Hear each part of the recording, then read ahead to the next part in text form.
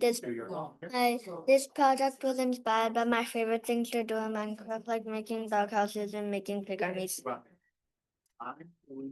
The project uses player composition and world dog houses.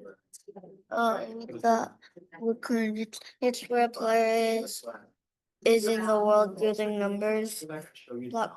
It clones a sectional block using coordinates and places it somewhere else. Code examples. And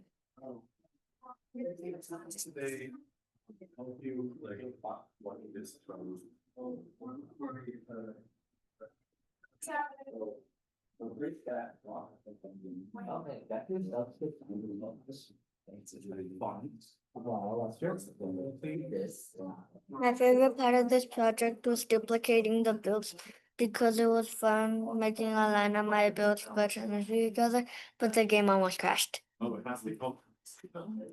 If I were to continue working on this project, I would add 80 more pigs for my pig army, not make the builds glitch into each other, making more builds like a fish pond.